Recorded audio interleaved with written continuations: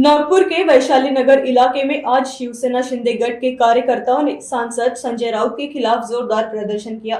युवा सेना शहर अध्यक्ष शरद सरोदे के नेतृत्व में बड़ी संख्या में शिव सैनिक सड़कों पर उतरे और जमकर नारेबाजी की। प्रदर्शनकारियों का आरोप है कि युवाओं को लेकर दिए गए बयान में संजय राउत ने अपमानजनक भाषा का इस्तेमाल किया, जिससे युवाओं और शिव सैनिकों में भारी नाराजगी फैल गई है। इसी विरोध में कार्यकर्ताओं ने संजय राउत का पुतला दहन किया और कड़ा संदेश देते हुए कहा कि अगर भविष्य में इस तरह की बयानबाजी बंद नहीं हुई तो आंदोलन और तेज किया जाएगा। प्रदर्शन के दौरान इलाके में राजनीतिक माहौल गर्म दिखाई दिया और बड़ी संख्या में स्थानीय कार्यकर्ता मौजूद रहे।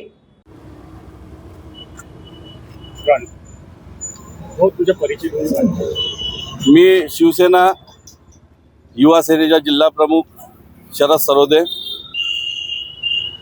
आज इथे जे आम्ही संजय राऊताच्या पुतळ्याचं दहन केलं, तसा तर संजय राऊत म्हणजे रावण जो व्यक्ती होता त्याला 10 तोंड होते, त्याचं कृत्य काय होतं सगळ्यांना माहिती आहे रावणाचं।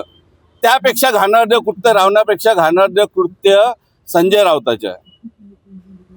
हा 10 तोंडी आहे, हा केव्हा काय बोलेल आणि हा जेव्हा पण बोलते, मी त्यांच्या पक्षातल्या नेत्यांना सांगतो की त्यांच्या संजय राऊत कडून सांभाळून राहा। जसा रावणाचं दहन झालेलं होतं, हा संजय राऊत एक दिवस तुमचं पण दहन करणार। संजय राऊतापासून सांभाळून राहा। आणि संजय राऊत, तुम्ही काय युवाला आखता?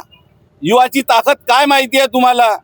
मला असं वाटते सकाळी उठता, पेपरात काय बोलायचं, मीडियात काय बोलायचं तितकं बघता आणि झोपता, तितकंच काम तुम्ही करता।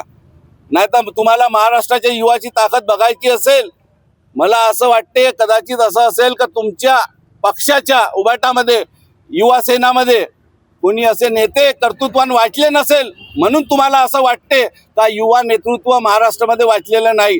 पण संजय राऊत, तुमचा पुतळा तिथे दहन केलेला आहे आम्ही युवा सेनेवाल्यांनी, जिथे रावणाचा पुतळा दहन होते।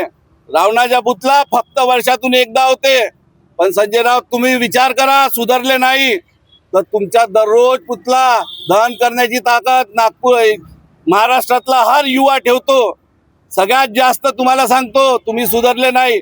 हा आता इथे पुतळा जळलेला आहे, मुंबईत येऊन तुमच्या घरासमोर जाळाला नागपूर शहरातली युवा सेना कधी मागे हटणार नाही। सुधरा, तुम्हाला आता सुधरा आणि महाराष्ट्राच्या युवकाला माफी मागा। Bureau report NTV 24 news Nagpur.